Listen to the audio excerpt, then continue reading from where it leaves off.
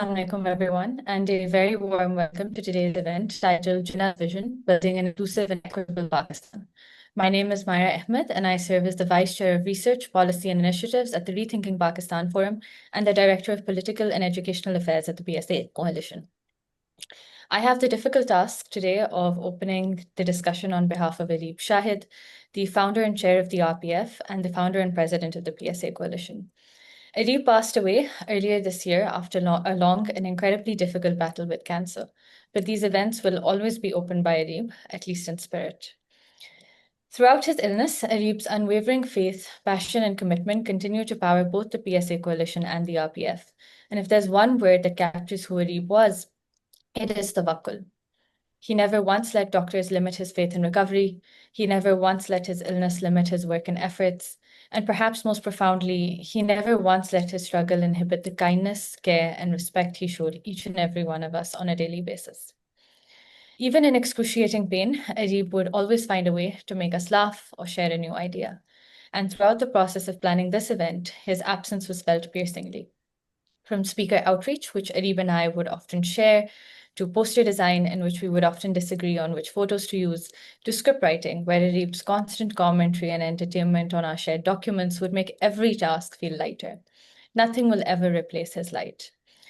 Arif's tawakkul was so profound that in hindsight, despite knowing the facts, hearing the updates, and understanding the odds, we realized that none of us ever truly believed that we would lose him. We had every faith that Arif would pull through, because that's the kind of faith that he carried within himself and the kind of faith that he quietly instilled in us all. I can say with certainty that his unwavering sense of duty stayed with him to the very end. Just days before his passing, he spoke of the coalition, the forum, and the work he still hoped to do. Arif's loss is therefore not just one for our team, but very much a loss for Pakistan. We're all here today drawing on whatever strength we have, hoping to collectively reflect even a fraction of who he was. His faith, his work ethic, and his unyielding pursuit of excellence cannot be matched, but we promised him that we'd try. Arif अपने सारे ख्वाब हमारे पास अमानत छोड़ के गए हैं और इस काम को आगे बढ़ाना हम सब के ऊपर एक भारी जिम्मेदारी है. And so, as we move ahead, it is on us to carry his passion, his faith, and his warmth with us. If we can live by even a fragment of that, then Arif's light will never fade from Pakistan's future. Today's discussion, which Arif himself envisioned, comes at a defining crossroads for our country. The challenges we face, from social exclusion and educational inequality to climate vulnerability, legal disenfranchisement, and the erosion of civic trust, are deeply interconnected. Meeting them will require not only sound policy, but bold thinking, interdisciplinary reform, and sustained collective action. Our distinguished panelists today bring expertise across education, climate justice, law, governance, and social inclusion. Their experiences, from the courtroom to the classroom, from policymaking to grassroots advocacy, will help us chart the reforms and values needed to build a more just and resilient Pakistan. Dr. Arfa Sayeda Zehra is an eminent educationist, public intellectual, and champion of pluralism. Her voice has been central in shaping Pakistan's discourse on identity, history, and democratic values, and she currently serves as a special advisor to the Prime Minister for Education and National Harmony Affairs. Dr. Zafar Mirza is a public health expert of international repute and former special assistant to the Prime Minister on health. He has led major health initiatives at the World Health Organization and in Pakistan with a focus on universal health coverage and strengthening healthcare systems. Currently, he serves as the national spokesperson for the Awam Pakistan Party. Dr. Tariq Banuri is a leading education policy expert and former chair of Pakistan's Higher Education Commission. His work spans institutional reform, human capital development, and inclusive governance, as well as education.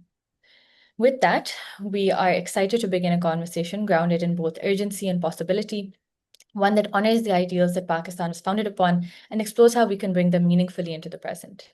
Thank you all for being here and for joining us in this important conversation. As Arif would always say, your presence today is a reflection of the fact that Pakistan's future is ours to shape. I will now hand over to Azaz to formally begin the moderated segment of our discussion. Thank you.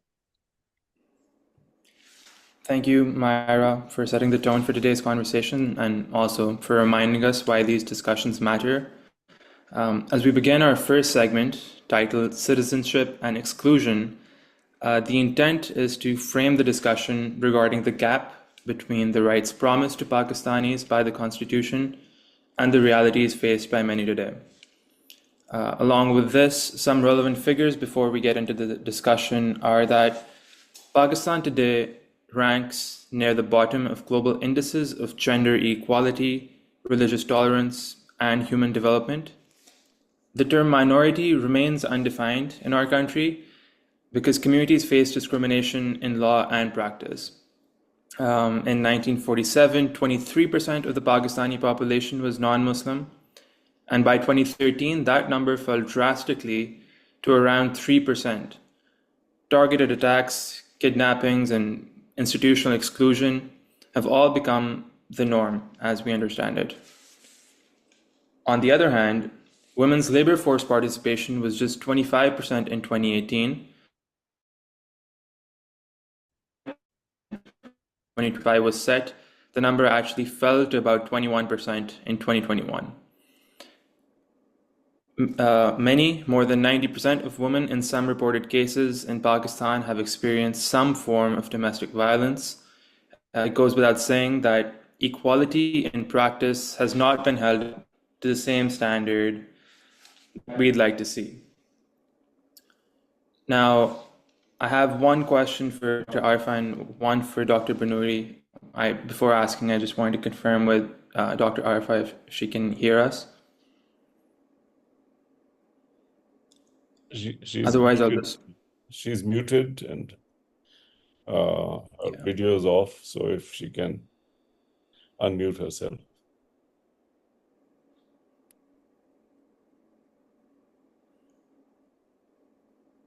Azaz, please move forward with the question that you have for Dr. Banuri first. We'll work on the back end with Dr. Habersabs. Sounds good. Thank you, Nabia. Dr. Banuri, I guess I'll just go with you first. My first question, and this sort of stems from our conversation last time, a couple of months ago, I thought it was relevant to ask that, while not exactly relevant to minorities, in our last session we established how Pakistanis studying in the United States are somewhat a minority given how small we are compared to comparable countries. My question is that given recent geopolitical challenges, both home, in the form of an actual war, as well as tensions arising from shifting dynamics in trade all across the world, do you think, and I ask this while keeping in mind efforts like China's, who's leveraged trade deals to resume F1 visa appointments for their students, whether Pakistan's relative smaller size of students in the US puts similar efforts to that of China in negotiating terms for foreign students lower on both sides of the diplomatic table? I think, thank you for the question. I think you seem to have already inferred the answer to that question. This goes beyond actually what the nation state of Pakistan is committed to doing versus what it is able to do. The main issue today is that we are seeing a rapid shift in the nature of global governance as opposed to purely national governance. And the changes in global governance have created a potential for a much more unequal and unjust world. That prospect is now looming on the horizon. So the ability of weaker states like Pakistan to manage their way has been severely diminished. In the post-Second World War era, a global system was set up which had kind of a longer-term goal of creating a just and fair world order, right? And they created a number of institutions, not only the United Nations, but associated financial organizations, the IMF and the World Bank, the ILO, the World Health Organizations, etc. And they also established development programs after an initial period of inactivity. All of them aim to creating a more equal world and also a world which was based on the rule of law. Now we see that kind of slipping away through our fingers. And the ones who are likely to suffer the most are the weaker entities. In some sense, one can see a parallel to what is happening at the global level to what has happened at the national level. Pakistan was created with the promise of creating a more equal, a more just society. In fact, the notion of equity and justice in Islam was invoked several times, that if given the chance, we will be able to create a just society.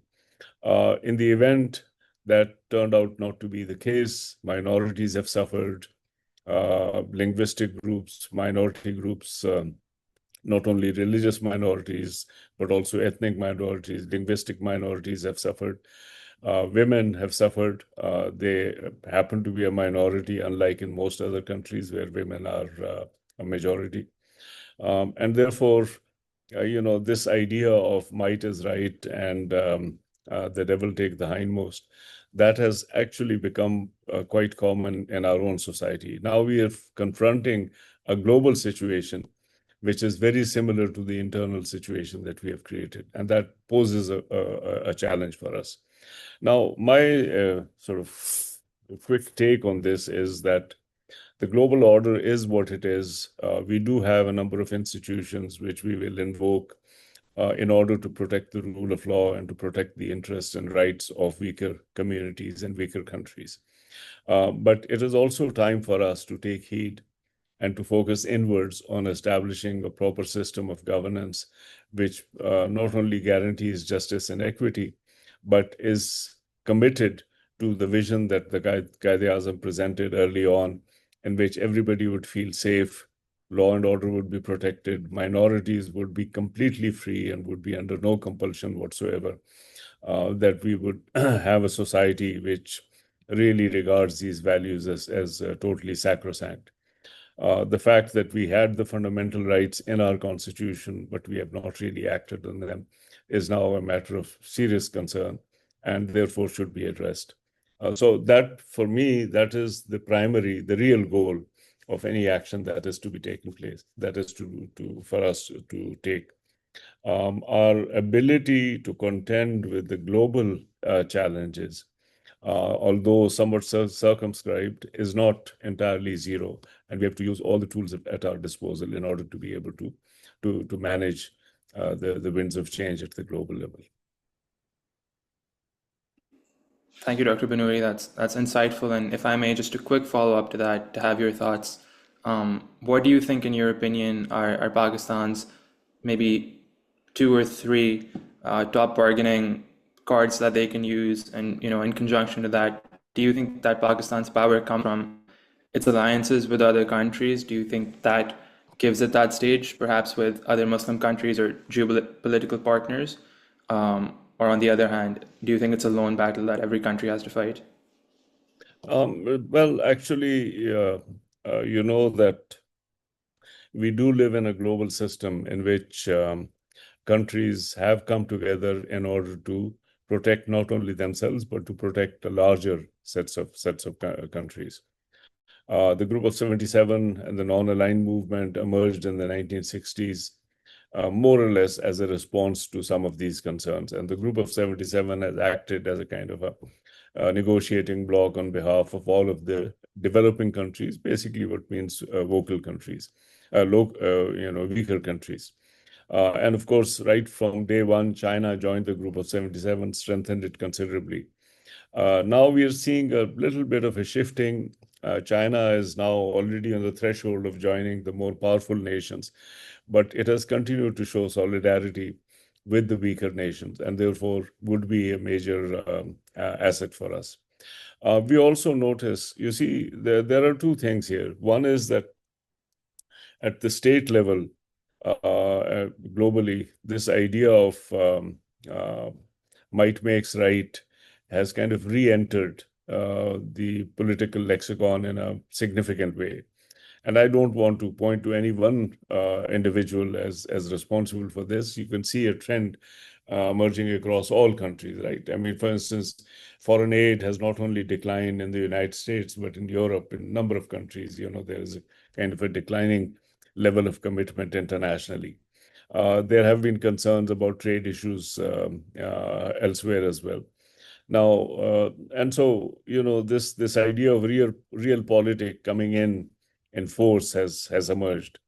But even among powerful countries, there are very strong forces of public opinion which are not in favor of the trends that we see today. So one of the things is that we have to forge alliances, not only among the so-called developing countries, the group of 77, the non-aligned countries, the countries which are, let's say, less privileged globally. Not only with those, but also with the more progressive forces in developed countries. So this is a kind of a continuing process. It has always been the case that these kind of actions were necessary.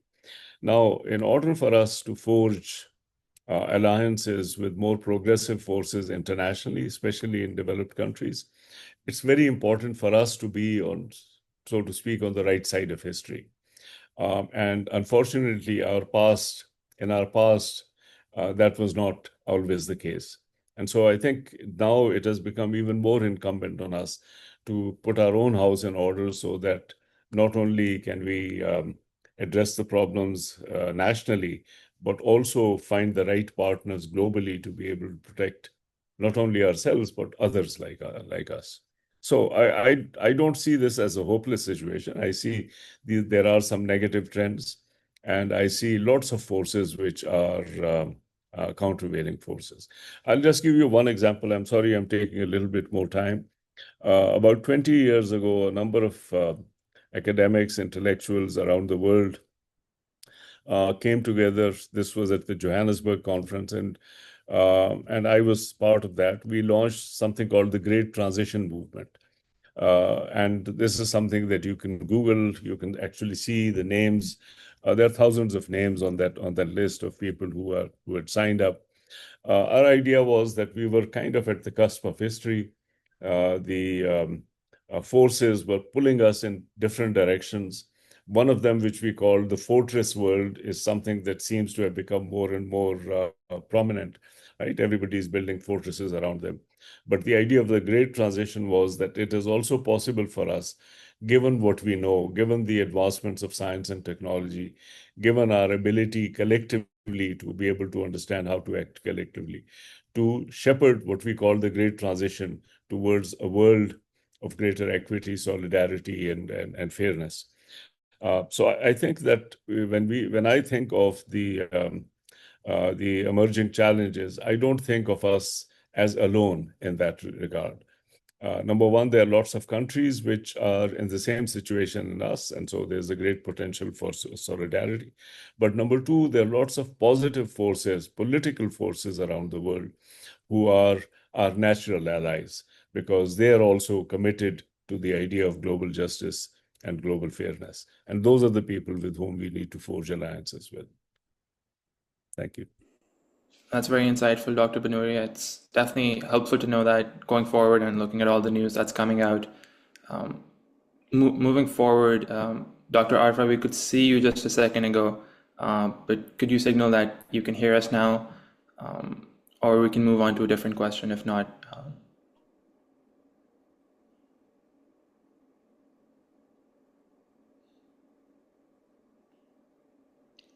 I guess we'll अगर we'll unmute wait. कर लें अपने आप को, आपकी आवाज भी नहीं आ रही और वीडियो भी नहीं आ रहा.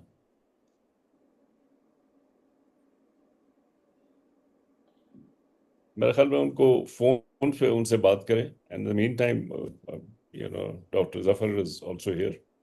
Yeah. I'll just shift my question to Dr. Zafar. My question sort of was related to marginalized communities as well, if we could have your thoughts, and then hopefully Dr. Arfa can join us for future segments, which was that, just your general thoughts on systematic exclusion, which we mentioned in the earlier part. Why do you think we failed to translate that founding vision into reality? And what would it take to reclaim that in our current social context? It's a bit of a broad question, but just your thoughts, and I think it'll be helpful in the future segments. Am I audible? Yes. Okay. Thank you. Thank you very much. Let me begin by also take a moment to remember your colleague, Harib Shahid, whom was mentioned in the beginning. I remember that last time when I attended this forum, the Rethinking Pakistan Forum, when Shahid Khan Abbasi was the panelist. He was sick at that time, and you were all talking about him that he could not attend. It's very, very saddening to know about his passing away, and my heartfelt condolences to his family and all of you. He seemed to be quite a moving spirit behind this forum. So, and I really appreciate that you carrying this forward. Coming to your question, I think that we departed from the original vision right from the beginning at the time of creation of Pakistan. Without going into too much intricacies of the history, I think the Qaid's vision, which he formulated and presented on 11th of August, was not really followed later on. And 78 years down the road, where we stand today, we have actually gone exactly opposite to that vision. Poverty, we have generated poverty. It's a deliberate policy choices which have actually generated poverty, which is again increasing. And the irony is that we created this country because we were a minority, and we wanted an autonomous land where we could decide, according to what we thought would be the best way to, create and run a country. But we ourselves became usurpers of rights when we created this country for majority of the people in Pakistan. So unlike what generally is thought that it's economic lack of development and it's different other challenges because of which there has been a growing marginalization of different kinds in the country. I argue that we have very deliberately manufactured poverty in Pakistan. We have marginalized people very systematically along the lines of gender, along the lines of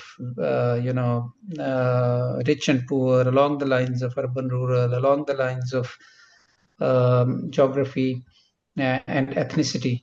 So it's a very poor state of affairs in which we are today in 1978 years down the road.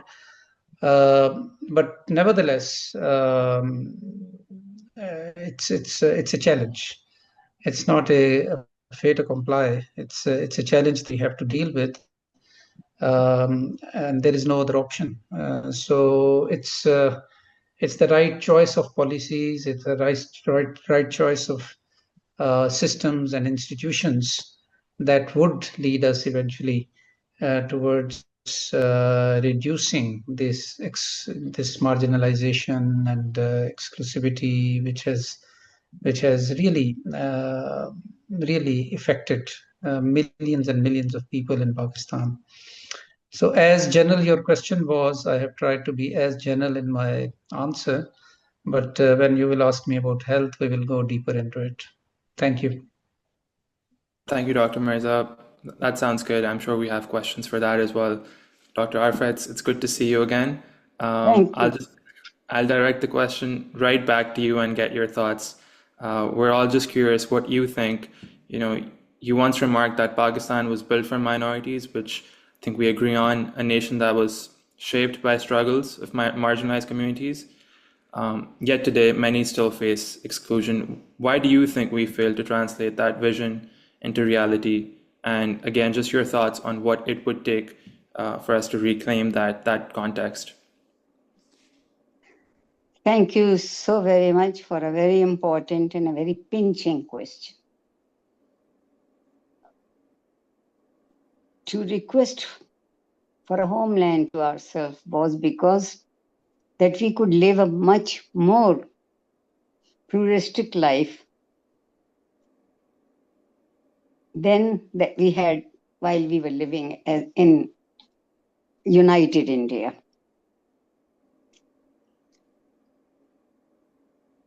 As justice was said, that we lost the whole vision that why we wish to have a separate identity. Separate identity basically enables us that we are together understanding each other without much distances between culture and religion. What a shame it is that after 1947, we got more divided than what we were earlier. Because we are very good in making everything personal. Very good. And to have a very inclusive society, one has to be very understanding. The inclusive does not mean that you are there to show your power and the other is to submit to it. This is not inclusion. That is the best form of exclusion. Then it hurts me to say, but we are a much more divided society than we were earlier. Though we have common religion, number one. Number two is we share the same history. The question is that as a student of history, I can confidently say that we cannot change the history itself, but we have been keeping to change the narrative of the history. That does not let us come together. It creates more channels for distance, more channels for misunderstanding, more channels of keeping each other away. Now, these are not the things that the societies are built. We are, at this moment, is very badly divided class society. Don't put me that I'm talking like a leftist. It's not a leftist, it's not a rightist. I wish to interpret life in a humanistic way, where all of us are different and we should live the life the way we would like it. But there should be some common grounds to hold on to each other. We can very easily live inclusive. But I'm sure, as you will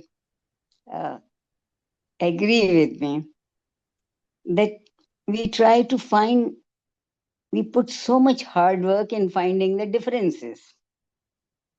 If we could put half of that effort into finding unity, sameness, coming together somewhere, we would have been.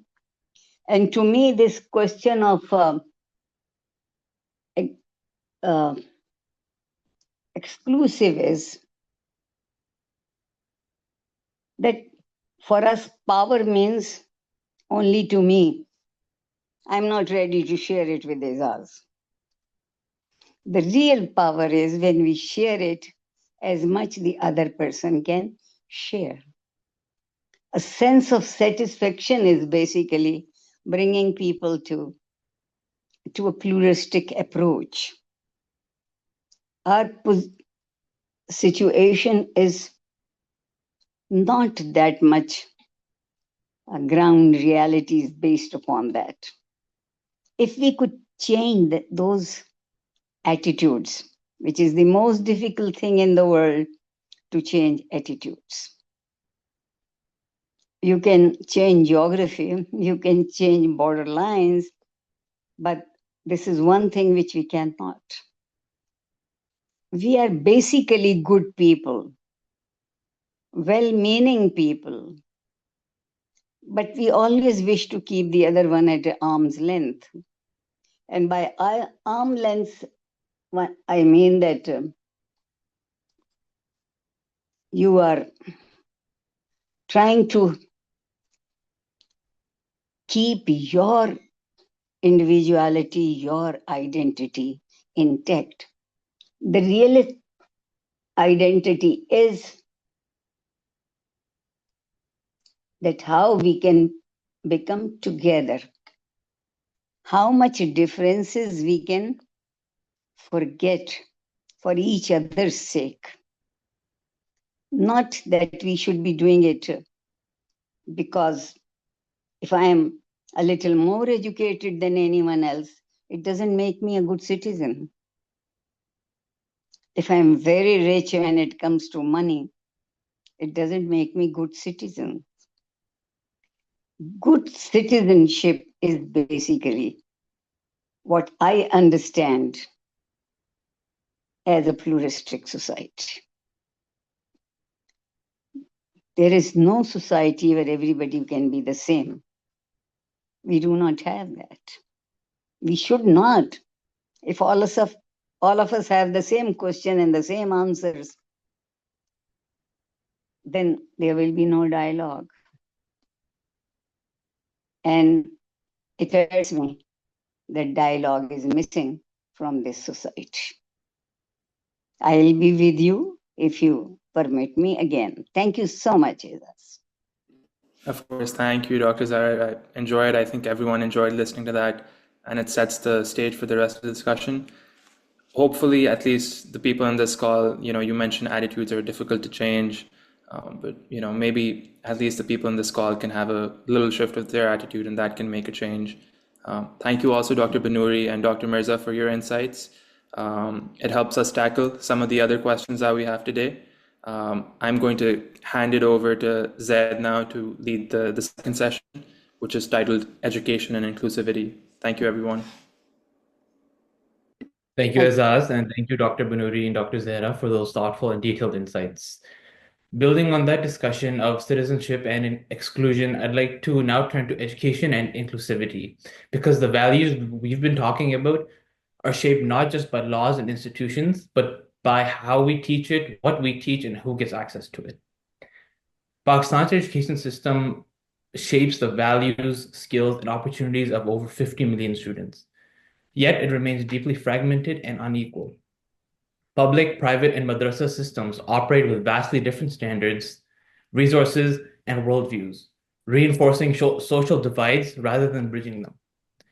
In 2023, Pakistan ranked 129th out of 130 countries in the World Economic Forum's Education Quality Index, and last out of 148 countries, in the Global Gender Gap Report, reflecting gaps in both access and learning outcomes. Curricula often prioritizes rote memorization over critical thinking, with minimal space for pluralism, civic responsibility, or ethics. Efforts at curriculum reform have repeatedly stalled due to political instability, lack of independent oversight, and inconsistent teacher training. At the same time, urban-rural disparities remain stark. A child in an urban private school is far more likely to finish secondary education than one in a rural public school, where teacher absenteeism and resource shortages are common. If education is to be a driver of inclusion rather than exclusion, it must both instill democratic values and ensure equitable access to quality learning across all streams. Dr. Zehra, you have often called for education that produces informed, reflective citizens. Yet Pakistan's curriculum still rewards conformity over reasoning, with minimal space for pluralism, ethics, or civic responsibility. In your view, What concrete steps are needed to embed constitutional and civic values into early education in a way that both fosters genuine critical thinking and that survives political interference?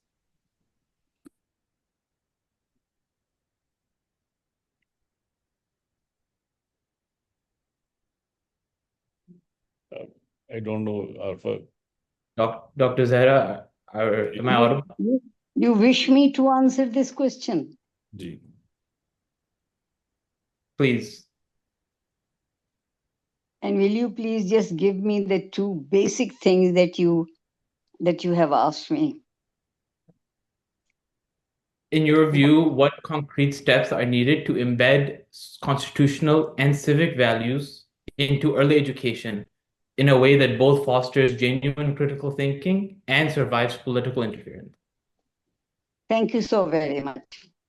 You have brought in a very strong point. Because our education, and I have spent all my life trying to be a teacher, but we missed that what education is. For us, it is to get a good job, good place, good ranks and all that. It has not changed our thinking. If education cannot change the thinking, one can never expect that the attitudes will be changed. Attitudes depend upon how we see things. And if we are still doing the same things again and again and again, I'm sorry, we are not learning anything. Such a strong people. And now I'm entering into dangerous territory. But such an weak, such a limited point of view of political life. Because you mentioned politics. For us, politics is that who I am. The question should be, what can I do? And I find after living a whole life in this dear country of mine, that we miss that question. The question is not beautiful policies, lovely research papers. The question is how to make your common man understand the basic realities. It makes me sadder that in last all these years, what literacy rate do we have? So it is, the pluralistic society has to be more understanding, and much more than understanding, it has to be a feeling society. And what feelings do we carry? How I can outdo the other. I'm sorry, but I like to be very honest, and especially with your generation, the young people. The other way we have found that we always put a blame on you. Please, each youthful citizen of Pakistan must know that I am their greatest advocate. You very happily took whatever we gave you. If we could give you something else, you would have not said no. You would have taken.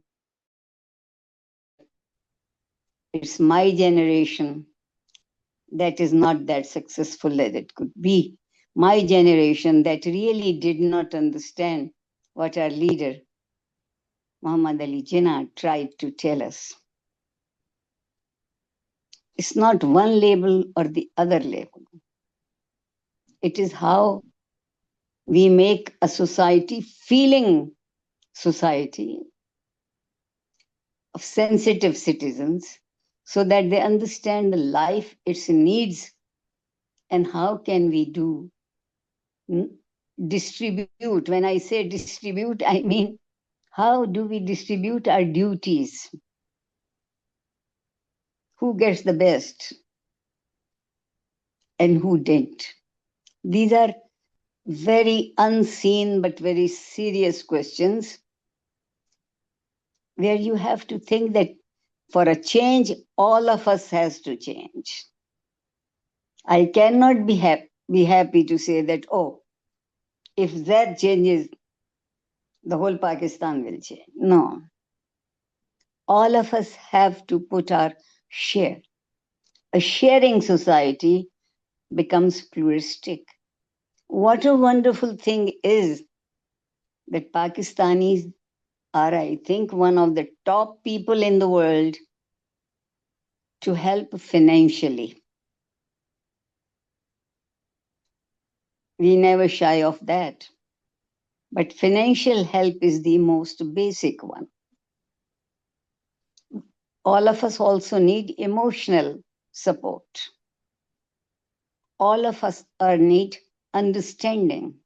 The whole world won't be able to understand me, but at least 100 people can try to understand me. Good or bad doesn't matter. One has to be realistic. I'm sorry. I believe in that. And good dreams only come to sensitive people who can see that what is the reality of the day, and then they try to address that reality. Thank you for putting this question to me. Thank you. Thank you so much, Dr. Zehra. Your honesty goes such a long way in a generation like ours and our growth and what we want to believe in, and what you tell us really does help. Dr. Banuri, the second question is for you. You have stressed the need for reforms that survive political turnover and reward equity. Yet Pakistan's education system remains deeply unequal between public, private, and madrasa systems. What is the single most practical reform that could close this structural quality gap? And how would you design the enforcement and institutional capacity to ensure it actually takes root? Thank you, Azaz, for that. Azaz, for that question. It's a fairly deep crisis in education, especially, but in overall in our governance system. And that deep crisis has multiple dimensions, right? There are problems with curriculums, there are problems with the with faculty, there's problem with merit. I mean, there are a number of ways in which we have created a royal mess. Now, I don't want to say that there is some magic wand or some one or two actions which are going to transform it. The real issue that we are confronted with is that we need an educational system which carries a culture of inquiry, of respect, of tolerance, of curiosity, and truth. Currently, we don't have this kind of a system.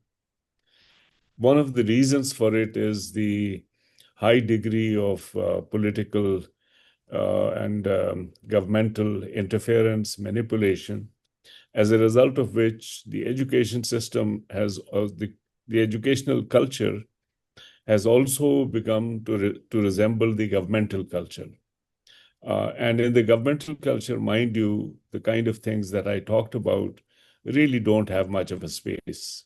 Truth, integrity, curiosity, these are not things which, the way our government is constituted today, have a great deal of resonance. I mean, it's oriented towards a much more sort of protection of the elite direction. So one of the things that I would like to see is that the government choosing voluntarily to reduce its day-to-day interference in educational matters. Whenever the government tries to interfere, either by setting the curriculums or by appointing people or by manipulating the funding which flows to different institutions, it actually creates a mess. And right now, that mess is all over. I know much more about the higher education system. I'll give you an example. The government has starved educational institutions of money for several years now, starting in 2018. They have starved them. And now, when the crisis begins, then selectively they begin to support one or two, right? So the other day I heard that one of the universities here has received a bailout package of 2 billion rupees. So rather than providing money in a transparent and equitable manner, they are now providing money in a very selective manner. If you do what we tell you to do, you will get some money. Otherwise, you will not get some money. That's not the way to create an educational culture. So the main thing that I would like to see is that we actually begin to move towards creating an academic culture in our educational institutions. In order to do that, one of the tasks for the government is to voluntarily reduce its role, not continue the day-to-day interference that it is undertaking these days. The government should allocate resources, should set up independent accountability mechanisms such as the HEC, and then leave the rest of the tasks to those institutions. That's number one. The second thing is that it's not only the case that governments have treated the educational system as a means of patronage and also as a means of making money, but it's also that the government has starved these institutions of financing.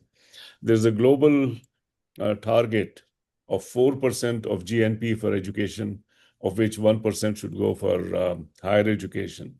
Our contributions, the governmental contribution, has never exceeded about 2.5%. These days, it is at historic lows, I think maybe around 1.6%.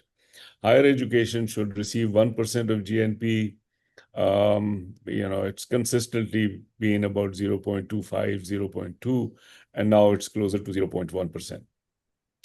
With the result that the institutions really don't have the autonomy to be able to pursue academic interests.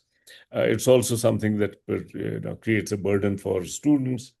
We hear reports from all over the country that people are no longer applying to higher education institutions. Enrollments and applications in universities, public sector universities, had declined drastically, right? In some cases by 70 to 80%, that they have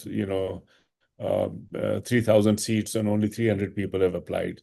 Things like this, because people have also begun to understand, one, that the costs are too high, and number two, that they're not getting their money's worth.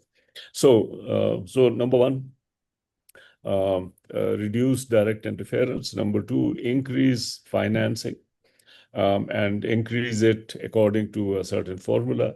Related to that is that the distribution of finances should be on the basis of transparent formulas that privileges merit and performance.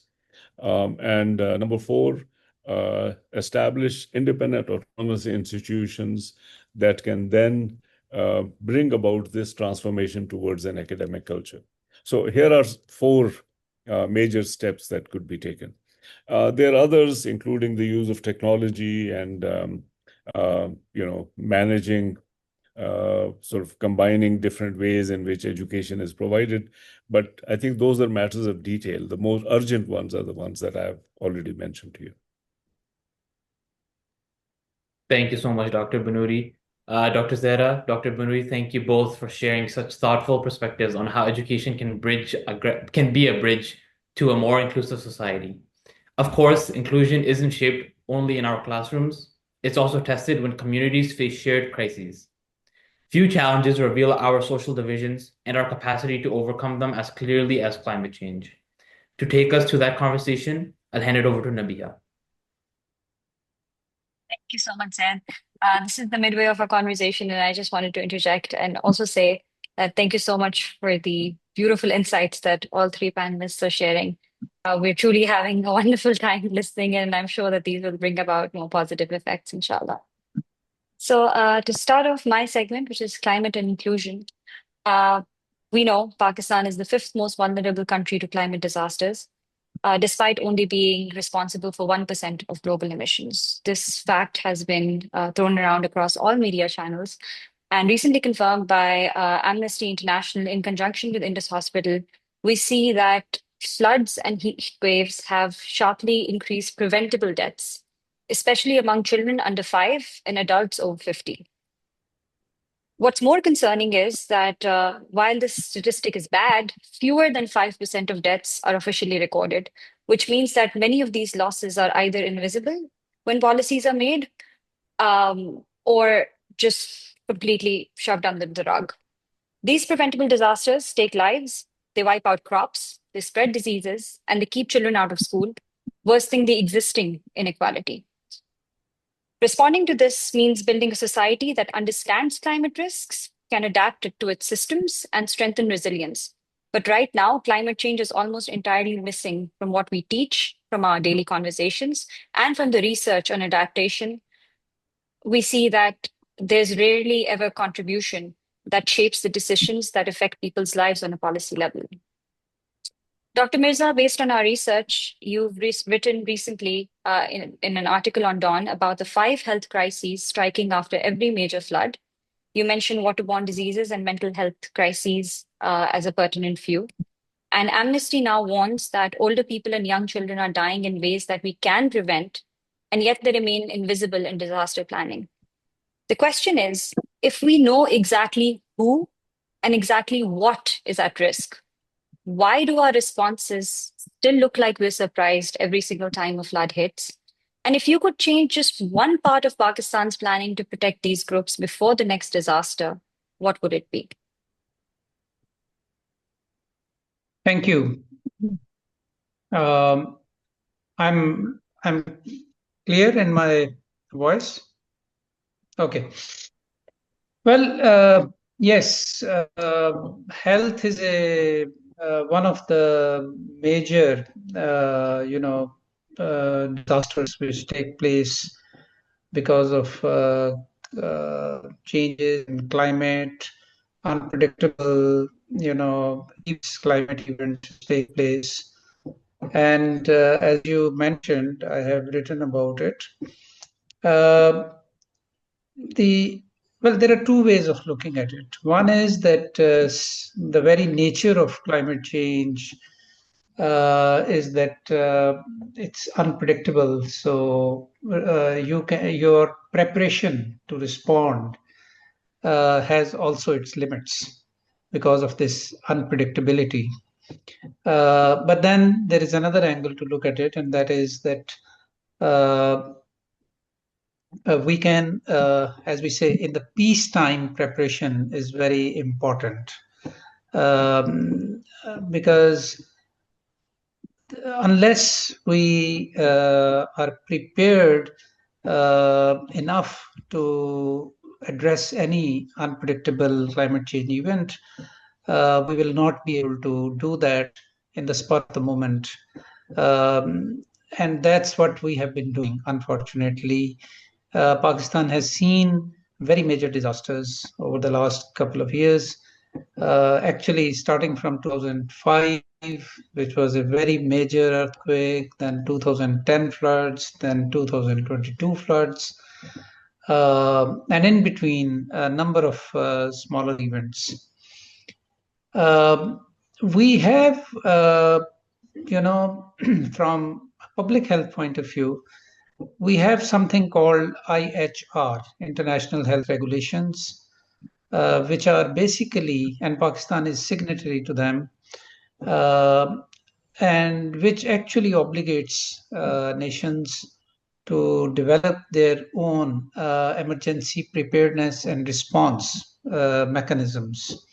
When I say mechanisms, it includes institutions, it includes financing, it includes capacity building of the emergency workforce, It also includes very dedicated and innovative, governance systems which come into action as the emergency hits.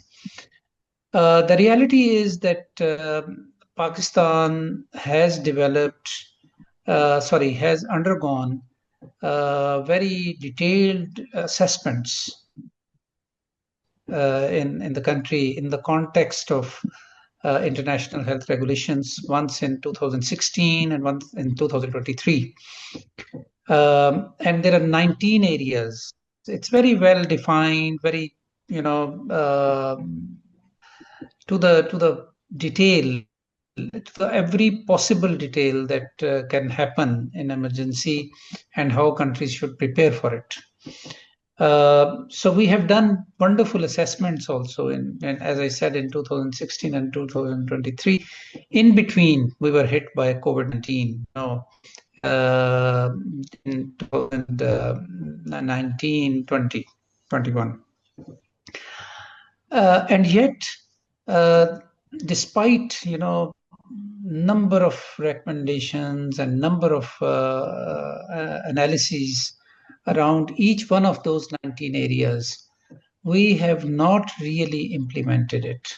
And we cannot blame anybody else, except that we continue to suffer by the gap which we have between policies and implementation. I call it a death valley. We have a death valley between policies and implementation. So there's no dearth of, in most cases, very good policies and, based upon best practices, etc., etc. But we do not really follow through them by proper institutional mechanisms. Coming to your point about the one single, action which can be taken, I would just say that we need to pick up the last external joint evaluation which took place in Pakistan for our state of readiness to deal with public health emergencies in the country and basically implement it. There are no two ways about it. Many people don't know about even this. Surprises me very sadly that we have become very good in analysis of the problems, but we are very far from really taking up the solutions and really following up on them in terms of completely implementing them. And one of the reasons for the underlying reasons for that is governance, because there is no accountability.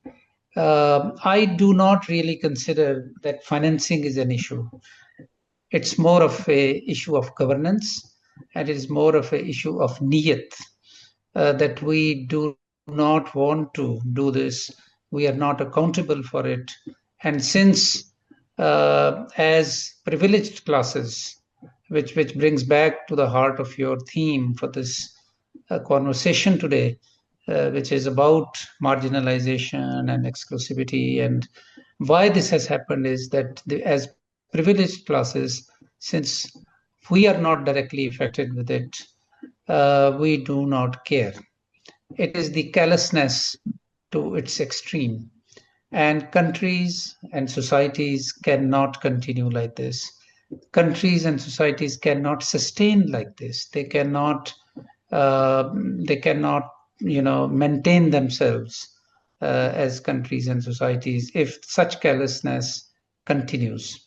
So there can be very technical answers to many technical questions, but then there is larger looming issues around those technical issues, which, if not fixed, nothing technical fix will take us very far.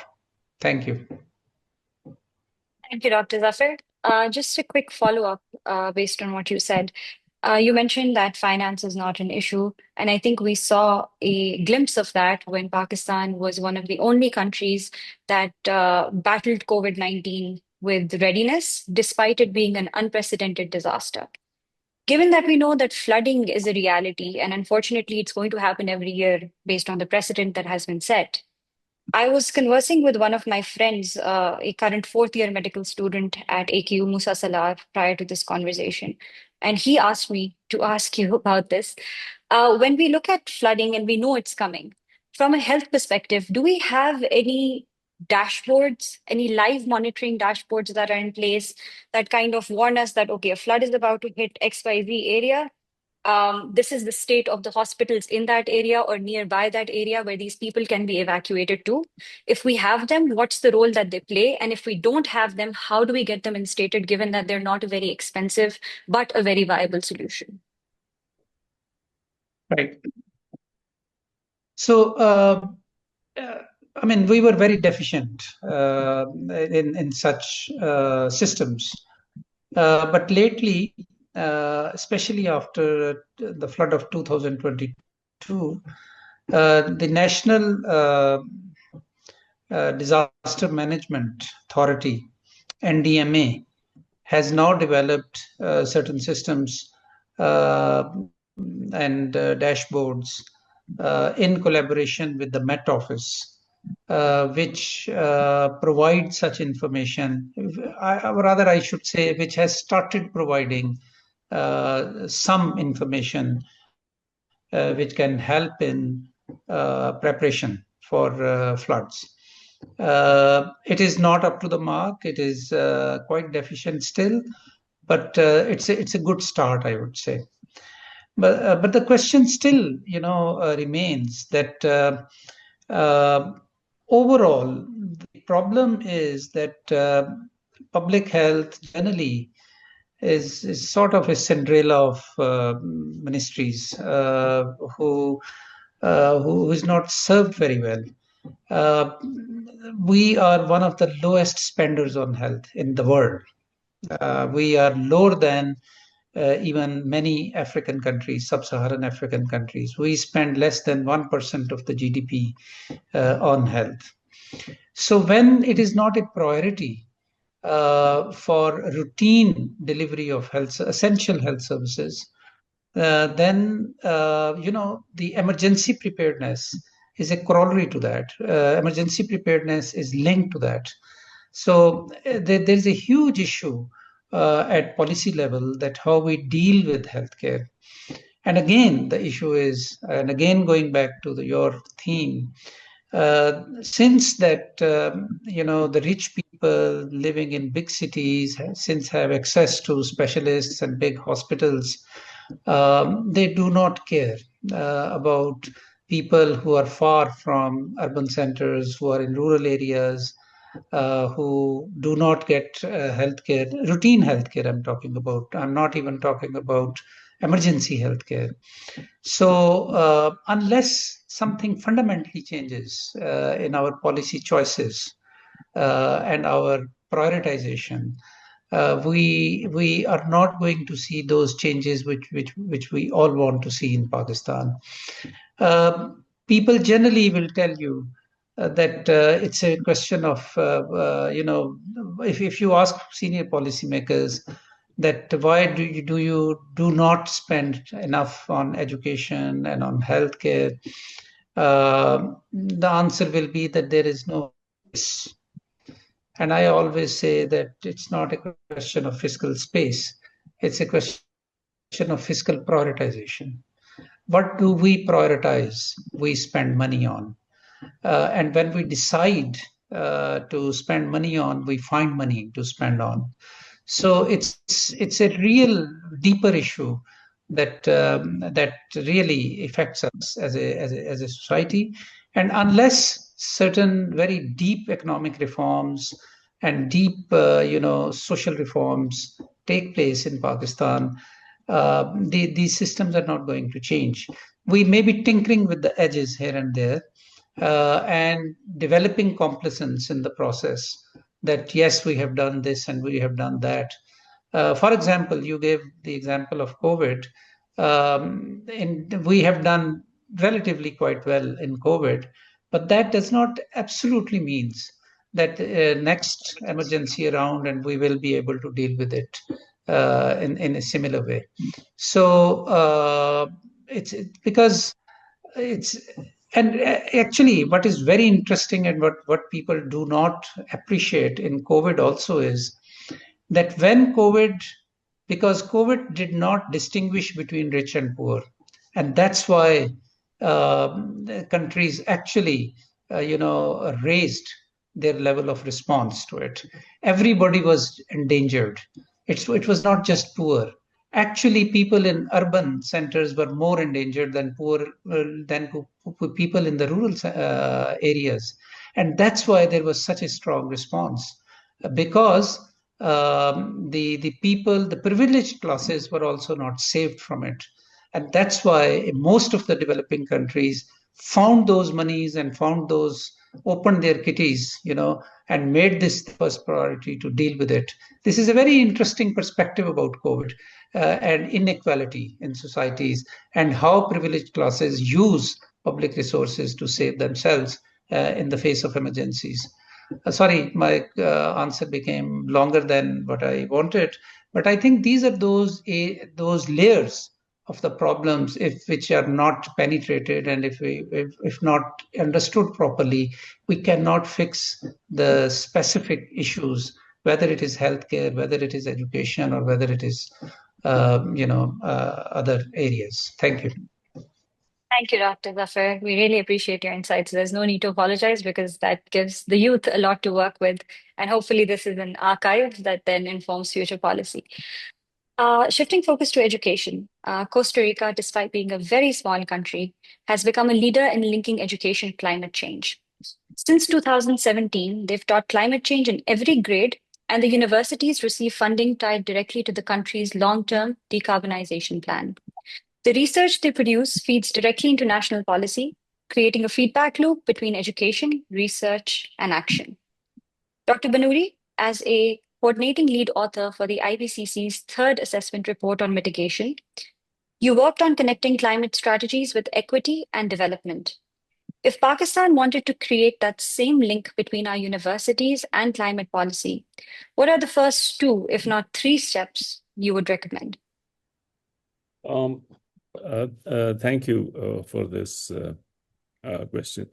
If I may, I do want to correct one of the things that you said earlier. Pakistan is not the 5th most vulnerable country to climate change. Pakistan is a country has ranked highly among countries that were affected by climate change. Vulnerable is for the future and affected is for the past. In the future, if we think of vulnerability indexes, Pakistan would rank somewhere in the maybe around 50 or 60 in the global this thing. And of course, the fact that it has been affected is largely because of the floods. So whenever there are floods, our numbers go up. Whenever there are no floods, then we come down. That's the first this thing. Now, the question that you have asked has 2 sides to it. Let me just take the first one first and then come to education. The first one is really about the links between climate and development, which has really been the kind of things that I've been working on. Now, my own view on this, based on some of the international comparisons, is that the countries which seem to be doing well, including developing countries, are the countries that have accepted the fact that climate change is now a reality. It is something that is going to stay with us, for the next few hundred years. Whatever we do about it, it's a reality. We are in what the IPCC calls the era of committed climate change. We have committed ourselves to climate change. Now, once you accept that, then you realize that it is not disease or a malady for which you find a cure and then you're cured and you go back to a normal space. It is actually the new definition of normal. We often give the analogy of the difference between something like a stomach flu and a heart disease. A stomach flu or a stomach bug, you take some antibiotics, it gets the bugs out of your system, and then you are basically back to normal. You act more or less as you were normal. If you have a heart condition, then you never go back to normal. You actually have to live with it and to learn how to prosper and thrive in a world in which you will always have a heart condition, right? So climate change is like a heart condition. And so the countries that have done well are the countries which have learned how to deal with this thing and how to use it. The classic example, of course, is China. China in the 2000s, suddenly in the early 2000s, suddenly people started to notice that Chinese energy consumption was going up dramatically, and because it was based on coal, its carbon emissions were going up dramatically, and there was a lot of pressure on China to do something. Now, China did not try to curb emissions. What they did is that they asked this very simple question. They said, if climate change is there, everybody is looking for solutions. Can we find a solution and sell it globally? And by selling it globally, we can learn it ourselves and make it cheaper for ourselves. So what they did is they invested heavily in climate solutions, not for themselves, but for export. In 2005, China had almost no meaningful production of solar panels. In 2010, it was the largest single exporter of solar panels in the world, right, with a market share of more than 20%. In 2005, it had no wind mill productions. By 2010, it was the largest international exporter of windmills. In 2005, it had no nuclear export capacity. In 2010, it was the largest nuclear exporter in the world. So every place that you look at where there were climate solutions, China was in the forefront, and they were doing it to sell to the world. What they understood is that here is a problem. Everybody is trying to look for solutions to that. Let us try to find solutions, sell them, make money from them, and in that process, be able to learn how to solve our own problems, right? So when they were doing it, they also lowered the price. By lowering the price, they were able to then begin to use it themselves. So now they are also the greatest consumer of solar panels, but they started by being the greatest exporter. So my advice to the government has always been, think of climate change as a reality and think of what kind of questions are now being raised for people, for other countries, for people who want to address questions and sell them. Dr. Zafar Mirza gave a very good example. I think both, although he was a little bit humble on the COVID issue, I think that was a great success. And I think we have a lot of things to teach other countries, right? We as a poor country manage this crisis very well. We should now convert it into dollars and cents and to be able to export the knowledge that we have acquired through this. Our NDMA system, I think also it was set up in the 2000s. Initially, it was not really very operational, but I think over time it has become much more sophisticated and operational. I think we have a lot there that we should sell to the other countries. We now need to harness technology much more effectively in this, but we should harness it from the perspective of selling to the other countries. Once we do it, then we will also make it available for ourselves. So that is my first comment to you, that, how do we think of a national strategy? Don't think of a national strategy as a disease and, oh my God, what is happening to us? Why are we suffering on all? That's not a strategy. It's just complaining. The real strategy is to say, this thing is now here forever. Everybody is looking for answers. Let's try to provide some answers. That's question number one. Now, to come back to the issue of education, I think there are two problems there. One is that, because our education system is really so underdeveloped in some sense, whenever something new comes up, they try to come up with certification programs. And in the process, they actually destroy that field, right? So a lot of universities actually created degrees in climate related issues. There are no professors to speak of. There are no expertise to speak of. So essentially, whatever education they were giving was third rate at best. And because it was third rate, that entire issue became degraded in public eye. Students refused to join those programs because they knew that they are third rate programs. Now, that is not the way in which education system should learn. They should actually try to bring it from a high quality level to the practical level. And so, if again, if I were to make a recommendation, it is to say that if you're thinking about addressing the climate change issue and linking it to education, you think of a minimum of a 10-year program. So you imagine that you're going to offer these programs in the year 2035. And you start now, you start training your people, send them to the best universities, acquire the kind of training that you need, invite them and their professors to come and set up the programs, develop the appropriate curricula through those kind of partnerships, and then bootstrap it as you go along. Don't try to shortcut it by using second-rate professionals who really don't know what they're talking about, offering certification programs which have no educational content, simply as a piece of paper, which is not very helpful, right? So take a longer-term view of this, build it up from the ground up, and make it much more operational. And finally, linking the two together. One of the things that I'm saying is that the comment that I made about development and climate, that you have to learn how to take advantage of any crisis. And that actually involves bringing a number of disciplines together. So while I was talking about China, what I tried to show you is that, you take climate policy, but they made it a partner of their trade policy. You see what they did? So because they understood what trade policy is, they understood what export policy was.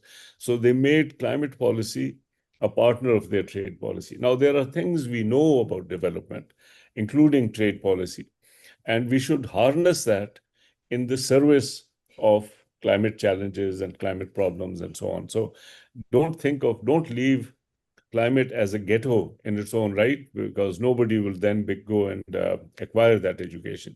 Make it a part of a much more dynamic part of your educational system.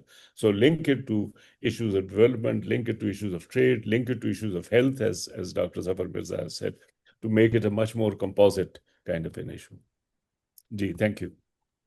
Thank you, Dr. Saab. Firstly, thank you so much for the correction earlier. I think we have to be more cognizant of the terminology we use. I appreciate the correction there.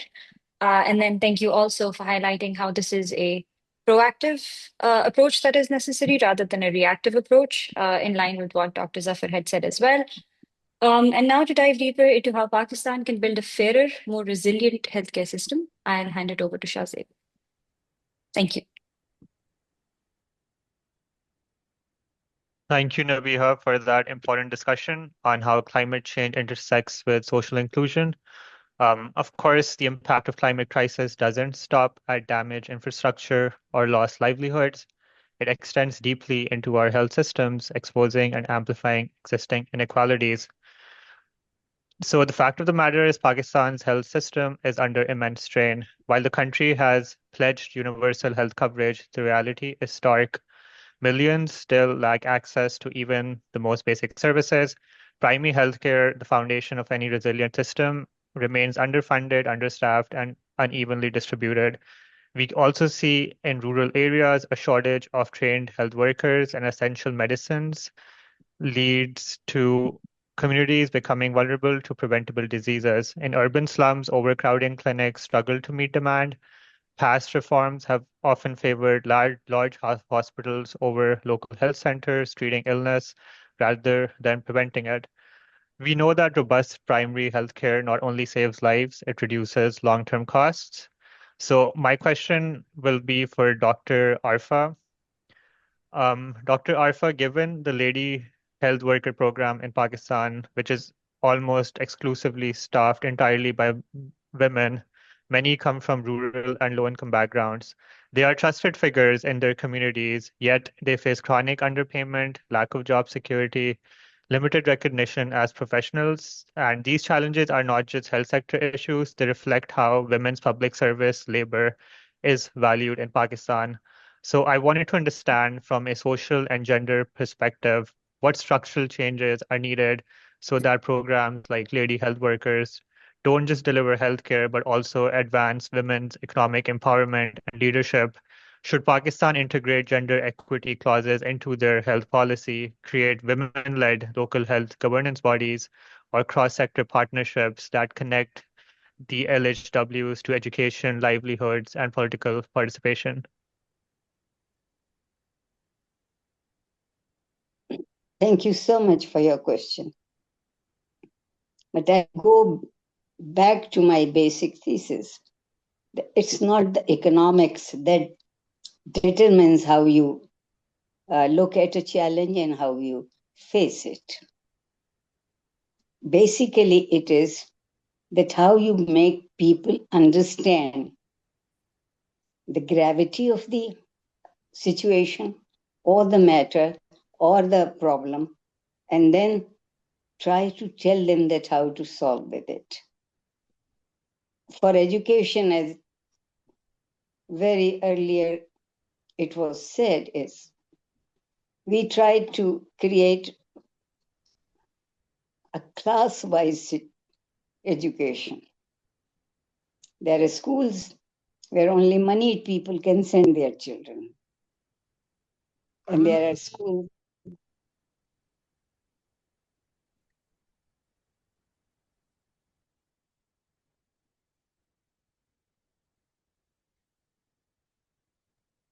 Dr. Arfa, can you hear us?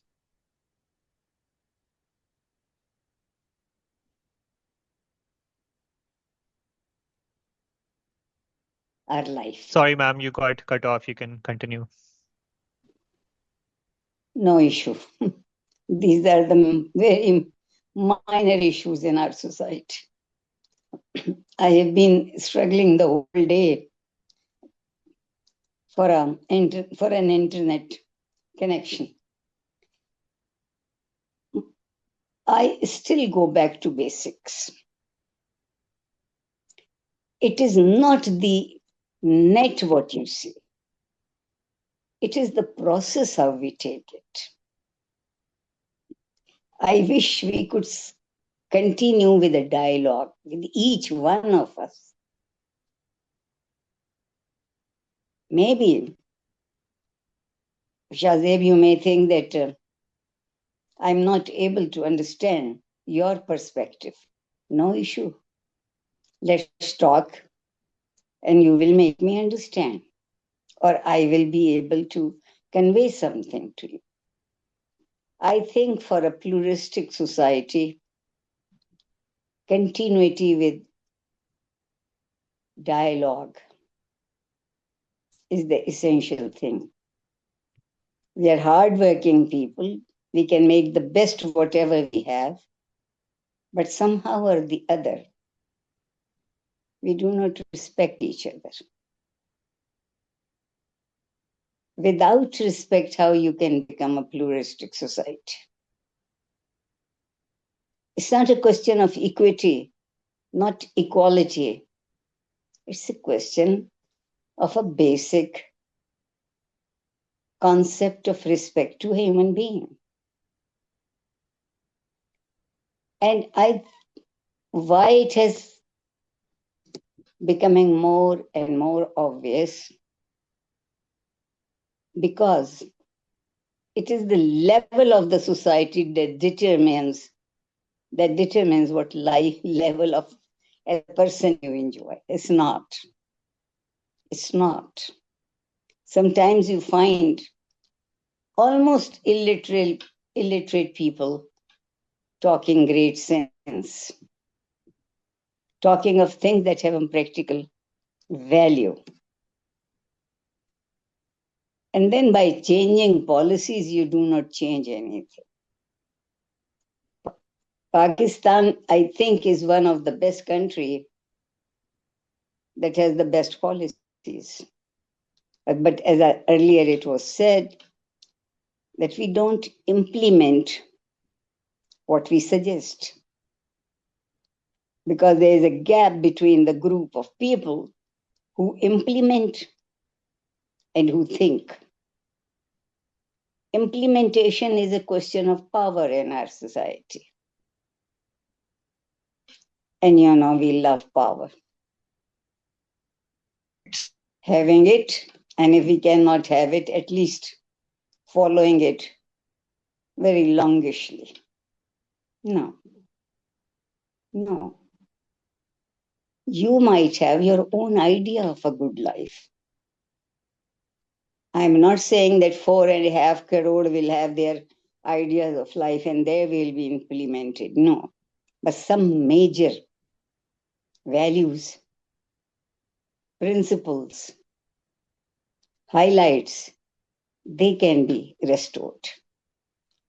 Have we tried that way, that equality also means making people think in positive terms? You also become plural when you understand, or when I feel very good, that, oh, good, the youth of Pakistan is also thinking in the same way. We have made everything more formal than practical. Being practical is the thing that brings a sense of sharing in the society. That sense of sharing is missing. This is in the nutshell, I can say. Thank you for this question. Thank you, Dr. Arfa, for your nuggets of wisdom. That was very insightful. And for my segment, my last question would be for Dr. Zafar Mirza. Sir, your research throughout talks about how political endorsement from the highest level will lead to a breakthrough moment. It will lead to implementation of health services. In Pakistan, such moments often fade when leadership changes. So, in your opinion, sir, what is the most effective way to safeguard primary healthcare reforms from political turnover? Should Pakistan embed these reforms into binding legislation, create independent health commissions, or link federal health funding to measurable reforms? What should be our strategy going forward? Thank you. Well, in a well-functioning state, governments come and go, but the public policies, which are long-term, stay and they continue to be implemented. But there are always, as I was earlier saying, there are larger issues which needs to be tackled. For example, and you mentioned primary health care. For effective primary health care, which is sustainable, which delivers, which is of quality, has to be a responsibility of the local governments. And by local government, I mean district government. Now, to have district government, you need to have also citizens' participation in this. You need to have health committees, which should be part of a local government system at district level, at tehsil level, at union council level, and they are provided in the laws, but they are never formed because we do not pay attention to our strengthening our local government institutions. So the important thing is that we need to have a longer term vision and policies in place with a view that they are not going to change with the change of the government. And that is only possible that if those policies are implemented at local level rather than just from the central level, whether in Punjab or whether in provinces or whether at federal level. Just to give you an idea also from equity perspective, There is a very recent data which is released, and I have also written about it, which provides us a understanding and a view about what is happening between different districts and the provincial capitals. It is astounding that, for example, the government health expenditure in Lahore per capita is round about $70 per capita. And the government health expenditure in the South Punjab districts, 6, 7 of them, is less than $1 per capita. So there is a disparity between $70 per capita and $1 per capita. So there is and it's not that people don't know this, people don't understand this, it's not a rocket science. But since we do not, frame our policies with a vision that we have to serve everybody, and every citizen has an equal right to have access to essential commodities and services, we will not change this. In Pakistan, the primary health care and its underdevelopment is also a function of elitism or elite capture or whatever you call it, where rich people are well served in big cities with big hospitals and specialists. And primary health care in Pakistan has become a poor healthcare for poor people. So unless this discrimination is put on the table, it becomes an objective of the public policy, and we sincerely deal with it. Things are not going to change a lot. And whereas it is definitely an issue of financing, but it is also an issue of whatever is available, how we are spending it, how we inequitably spending it, how inefficiently we are spending it. And believe you me that in Pakistan, because of the chronicity of all such policies, at least in healthcare, Pakistan is actually suffering from a public health crisis. But again, this public health crisis affects poor more. That's why it is not a national issue. Since the children of the rich people go to good hospitals and get all these, whatever they're needed, it does not, stimulate enough the public allocations and public resources the way they should be spent. There are three very, and I'll finish with this. There are three very important principles which needs to be kept in mind, which will also enable at the highest level this change in the mindset as far as healthcare is concerned, if we are even a little serious about it. The first is that in the case of healthcare, nobody is safe unless everybody is safe. And so equity in healthcare, hence, is no more an option, but a obligation. Even for self-preservation of the rich, it is very important that the poor also are not, transmitting diseases. So this is very important, and this again we saw very clearly during the COVID. So nobody is safe unless everybody is safe. Hence, equity is very important for everybody, and more so for the rich. The other very important principle is that health in development sector is a precondition to development. Every other thing is depends upon that if people are healthy enough. If child is healthy enough, only that child will be able to go to school and study. If a woman is healthy enough, only she will be able to take care of her children and her household and her job, whatever. So that's also very important, that health should be positioned at the core of the socio-economic development. And the third and very important also principle is that poverty breeds ill health, and ill health breeds poverty. There is a vicious circle relationship between sickness and poverty. And when people are poor, when they become more sick, they also endanger everybody else.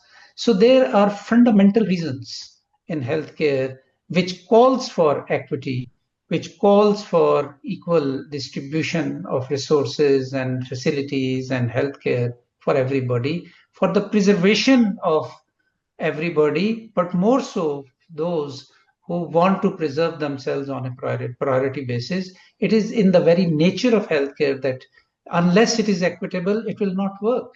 And we don't understand this very, very simple fact. Thank you. Thank you, Dr. Mirza, for that very equitable framework that you've given us. And thank you, Dr. Arfa, for your thoughts as well. With that, we will conclude our moderated discussion and open the floor to the audience. This is your chance to share your questions, perspectives, and challenges directly with our speakers. I'll now hand it over to Hanan to guide us through the audience Q&A, given the time that we have left. Thank you so much for that. And thank you so much to all the panelists that we have. I'm going to go really quickly through audience Q&A. Alhamdulillah, we had so many questions before this panel even started. So first off, a running theme that we've been hearing today is that— Hanan, can you speak a little loud? Your voice is very low, at least for me. Yes, sorry. Can everyone थोड़ा hear सा me? ऊंचा बोले. ठीक है. ठीक है, मैं फिर से start कर लेती हूँ. A running theme that we've been hearing today is that Pakistanis need to set our differences aside to address the very real issues that have emerged from our country that has been straying a little too far from Jinnah's vision. So this first question is for Dr. Zehra. You mentioned how civility can't start in the classroom, but how can we make civic education engaging for students to combat this culture that you mentioned? May I request you to speak a little louder? Okay, I'm sorry. I'll repeat the question. Dr. Zehra, you mentioned how civility can't start in the classroom. How can we make civic education engaging for students to combat this culture that you mentioned? That's it? Ji, bas. Okay. It's very easy. Our education strives to have a problem and to give a solution for that problem. To me, this approach is incomplete. Your problems change, and so your remedies should be. What we need to convey to our child is to create a consciousness about social cohesion. Our child does not have, in my experience of almost 60 years, that kind of confidence. So I say that a feeling society, as I said earlier too, is much more pluralistic. It's not what I have and what you have. Okay. If you are luckier than me, that you should extend your hand to me. And if someday I get enough empowered, then I should extend it to someone else. It may not be very true, or it may be extremely truthful, that we don't share. I repeat myself. Giving a charity is not sharing. The best giving is that you give to others what you need yourself. Are we ready to do that? Thank you so much The for that, Dr. question I'm asking each one of us, from your community, from my community, and from the in-between community. Facing a challenge means that you have all the intentions to have a solution to that. Just by counting the problems will not eliminate problems. Think that the fortunate children from fortunate homes get the best. And what is government schools? What are government schools sending it? Nothing. It is just from one grade to another grade. My understanding of life is that if we understand a challenge, half of the solution is done. But if we only do just the pity, no. Pity is not compassion. What we need in our life is compassion, not pity. And if we have that kind of a reactions or attitudes, things could be a lot easier to bear. There won't be a magic that everything would be all right by tomorrow. No. But then my consciousness will create a consciousness about human challenges. And I could do whatever I can. Let's forget these big words. Whatever anybody in any other country says, oh, that was successful, we should adopt that. How do you know that we have the same cultural, the same economics, and even the same social conditions? Let's go in small steps. Let's keep on walking regularly. This is my understanding of life. Don't only love yourself, love life. Thank love you so time, much. love people. For us, love means loving Arfa and like Zafar. I'm so sorry, I disagree. I disagree. Sharing is not by giving everything. Sharing is that you feel the intensity of that challenge in their lives. Do we really feel that intensity? I'm sure you and I don't know if we are hungry and we go home and we will not have any khana, any food, any roti. But if you know there will be something to eat, you're not disturbed. My basic intention for life is, let's be positive. It's very easy to be negative. I can simply refuse everything that this is not good. I don't like it. There's no question of my liking and disliking. The problem is that we have to see what can be the best for us as a group of people. And I'm sure you will agree with me. Thank you. Thank you so much. That was beautiful. Pity is not compassion. I think that's a lovely note. I'm going to actually transfer over to Myra now because we're running a little bit low on time. And I think that was a very good last line. Pity is not compassion. Thank you so much. I'm going to hand it over to Myra. Thank you so much, Hanan. And on that wonderful note, we will bring this deeply insightful and important conversation to a close. What we've heard today are not just challenges, but real possibilities for action, and that is where this work begins. Dr. Zehra, Dr. Banuri, and Dr. Mirza, thank you so much for your generosity, your time, and I think most of all, your unwavering commitment to public thought and service. It means a lot to us. Each of you has helped shape the national conversation on inclusion, education, governance, and public health, and today's dialogue is yet another testament to that legacy. Many of us here have grown up learning from your speeches, your writing, your policy making, and it was incredibly meaningful for us to have engaged with you in this capacity. I know this conversation will stay with all of us, not just as something to reflect on, but also as something to act upon. Thank you especially to Azaz, Nabiha, Zaid, Shazeb, and Hanan for their flawless moderation today, and to Farwa, our creative director, for all her work behind the scenes. And finally, as always, we must thank the forever president and chair of the PSA Coalition and RPF, Arif Shahid.